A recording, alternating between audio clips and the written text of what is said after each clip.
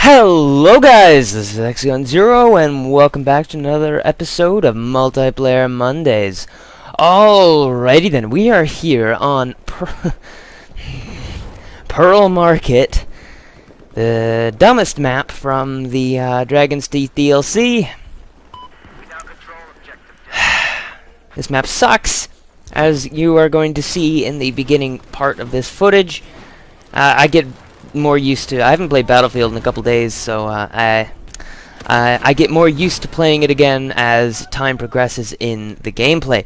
But throughout the entire thing, despite a small half-a-second bit where I tried to use the Unica 6, I am using the M60-E4, well, the M60, that thing that I'm editing right now, with the attachments you can see right there. This weapon is Tapfire God of the LMGs. It's dead accurate. It does not miss. Okay, maybe it misses sometimes, but that's only if you hold down the trigger, and even then it's pretty darn accurate. So, yeah, I really like this LMG. It's probably my... The AWS has actually fallen from my favorite, and this is me being stupid. That was me taking on a RAR, and they've got 500 health points, so it's like, you wanted to what? And it may say 48. No, that's actually just about 50% of 500, so it's slightly below 250 points on that RAR. I hate Pearl Market. What was I talking about? I completely lost it. LMGs, yes, the AWS is no longer in my favor. It's okay now. They kind of nerfed it a little bit.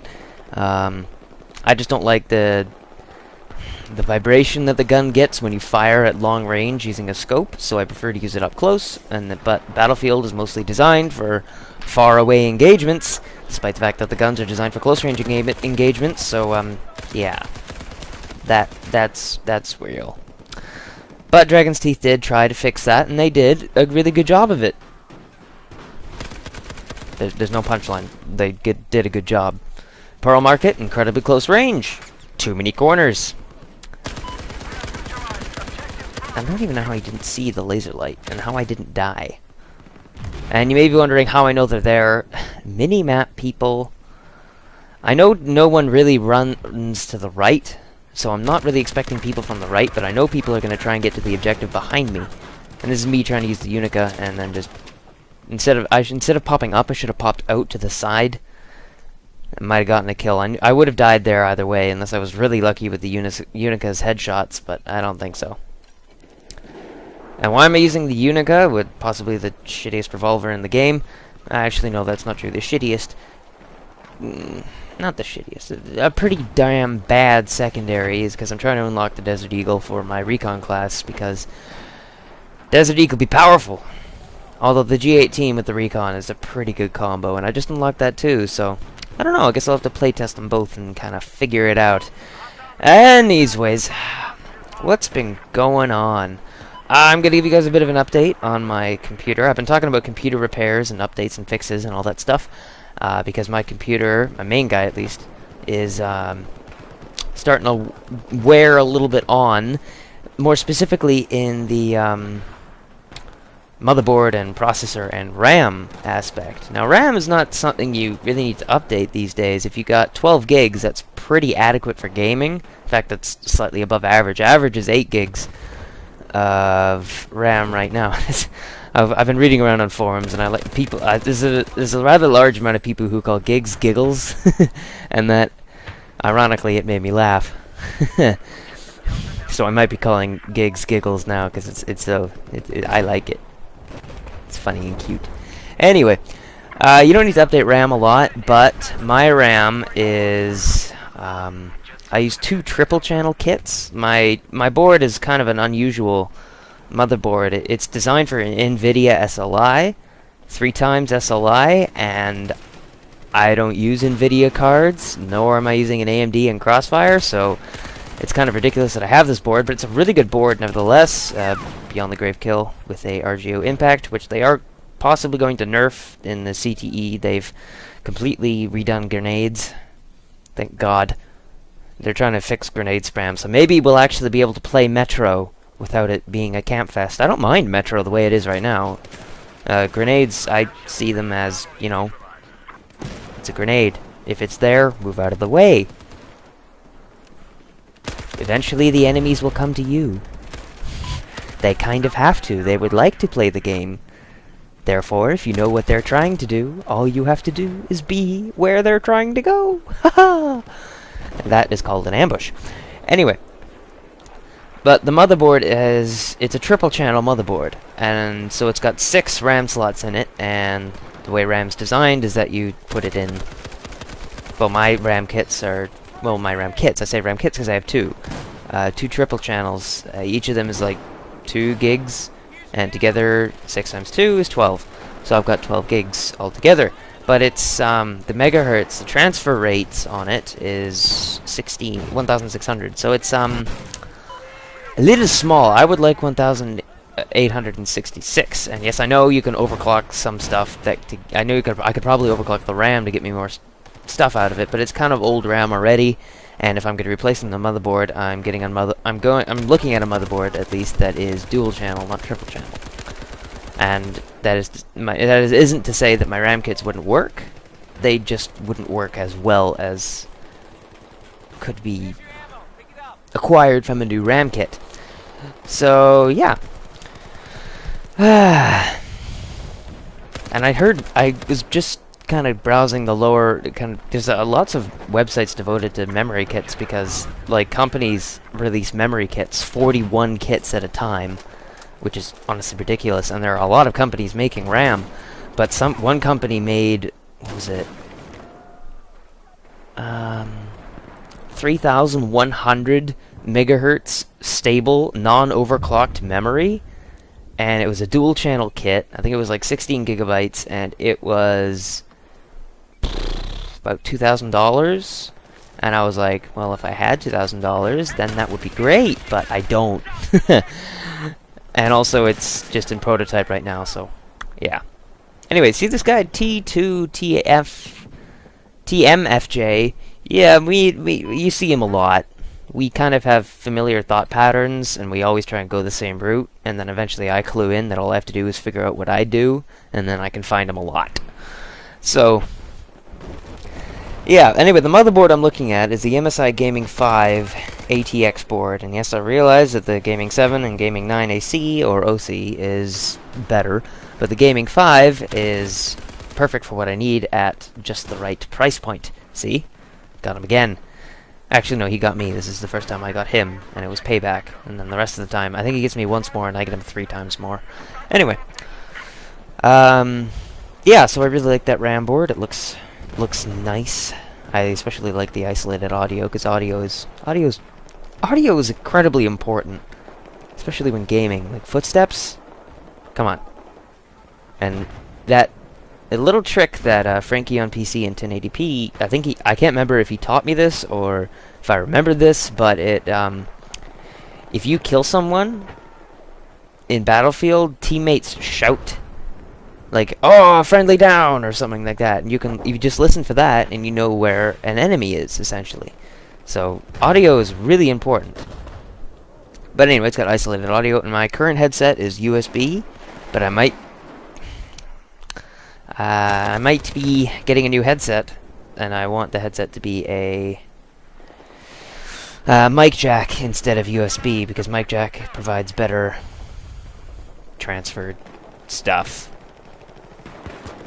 And yes, I know USB is better for mic quality, but I want better audio. Because most of the stuff I do is... Actually, no, that's not true. Only one series does after comms. So I don't know, I'm still kind of debating on that. If I do get a new headset, it will not be for a while yet. And new processor. I am currently using an Intel 620 or 920 or something like that. Anyway, it's a 2.66 gigahertz processor, quad-core. And it is overclockable to reach a speed easily of 3.5, and that would be great. However, it doesn't have hyperthreading, and I really want to play Star Citizen. And Star Citizen requires at least 4 gigahertz. Like, not at least, recommended, highly recommended of 4 gigahertz. You can get by on like 3.5, 3.6, but Anyway, I'm looking at the 479DK, codenamed Devil's Canyon, and the MSI Gaming 5 board is designed to bring out the best in those processors, so yeah. And the memory kit that I've been looking at, there's so many memory kits, I'm just sifting through all of them right now, but I'm kind of favoring the Corsair Vengeance Black 16GB dual channel kit, 1.5 volt. I'm not sure what the voltage... I've never overclocked before. Well, that's untrue. I've overclocked one thing. It didn't end well. It's kind of put me off overclocking, so I'm not sure what the voltages do on RAM, but I don't think you really need to overclock RAM, because RAM is less and less important for gaming due to the fact that graphics cards typically include RAM, and that isn't to say you can just get by on 4 gigs, because in order to actually run the computer, you need at least 4 gigs nowadays for, you know, like Windows. So, yeah. So those are the 3 majors that I'm looking at to update.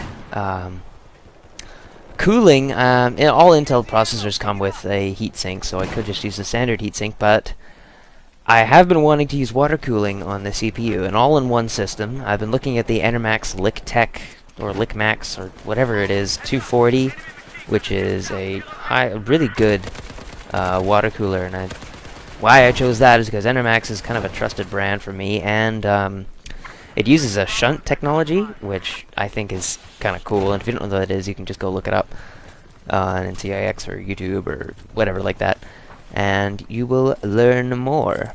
Although I am looking, because the 240 is two 120 fans on a giant radiator, and, well, that is cool, but, I mean,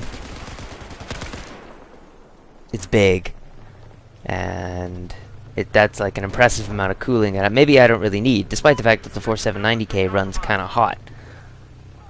Not as hot as the 4770K, but still. Yeah.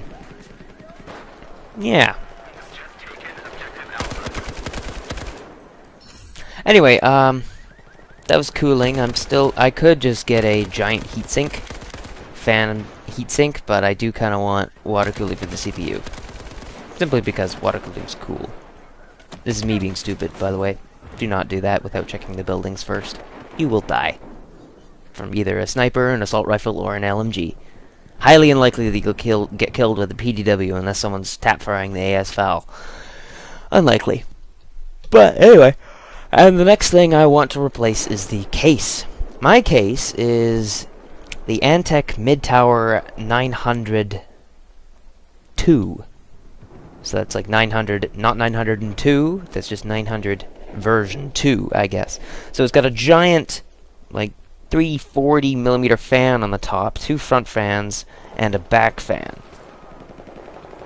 And that's impressive. Especially this giant fan on the top here. Because if you have a computer system, and you're wanting to put in fans or move fans around, yes, it's good to have fans on the front just to kind of get air in, but if you have the option, move one of the fans from the front to the top and have it blow out. Because most heat from computers is exhausted through the top, or is better exhausted through the top. So, yeah. Anyway, the case I'm looking at is the iVector, iVector, hold on, I gotta look it up. Can't really remember anymore. iVector something or other. Hold on. There we go. Okay, no. iVector. It's spelled weird, it's with a K instead of a C. Yeah, I'm looking at the Enermax iVector Black mid-tower case, and because it's an Enermax, so it would work well with the water cooling I'm looking at right now, but it's got space for a 2 120mm or 1 240mm radiator in the top. It's got a nice CPU cooler height, it's got nice drive bays, good SSD, stuff like that, 2 front intakes, 2 120s in the front. I wish one of them was a 140, but what can you get? And it's got 1 rear exhaust and then 1 slot on the bottom for PSU cooling, which is good. And most cases are actually evolving towards putting a secondary fan slot on the bottom next to the PSU cooler to kind of blow air out. Actually, no, blowing air out at the bottom is a bad idea, but intake air, cool air from the bottom is becoming more favorable these days. So, you know, that's kind of cool. But, you know, I kind of want to upgrade the case because this case is USB 2.0 slots mostly, and I want USB 3.0. And yeah, I am gonna miss the giant 350mm fan on the top, but you know, all's well that ends well. And the GPU doesn't really need to be upgraded. I'm using the R797 HD XFX model double D. Yeah. And this is me being stupid, by the way. Those C4 totally would have killed me if I detonated them while I was near them. Or being visible at that stairwell. And I thought I heard footsteps, so I blew them, but I guess I was wrong. Anyway, the GPU doesn't really need to be upgraded, but if I did have to upgrade it, I would probably do an R9 280X. Radeon, a Sapphire Radeon R9 290X Tri-X model, because that seems to be the most stable, and it's cooler than the Windforce, and the Windforce is a triple fan system, and the Tri-X is a triple fan system too, but typically the Windforce outclasses everything in temperatures. So, you know, still kind of cool. Ah, puns. Yeah, so I don't really need to upgrade the GPU anytime soon, and plus a whole bunch of GPUs, like the NVIDIA 880 is rolling out soon, and I'm not really an NVIDIA guy. I don't really go in for the NVIDIA stuff. It's got some pretty good stuff, really good cards and stuff like that, but the 880 is gonna spark some sort of return fire from AMD, and I'm kind of interested to see, despite the fact that I've just launched their R9 290X2, which is massively overpriced. And a couple points during this video, right here, actually, is where my mouse starts to act up. And it's either my mouse or the server ping, because you just see I jumped, I rubber banded there, but my mouse beforehand was sticking. And I might need to get a new mouse for my laptop. Or just swap my mouse over each time I want to use it. But, you know, anyway. We are nearing the end of this video, about 10 seconds left, maybe 20. So, I would like to thank you guys for watching. Please remember to like, subscribe, comment, and all the good stuff. Sorry I didn't really get into any gaming news, but there wasn't really much to discuss. Nothing's really changed. Yet. Anyway, I will see you guys next time. This is the Hexagon Zero signing out really, really early in the video because I lost track of things to say. Yeah.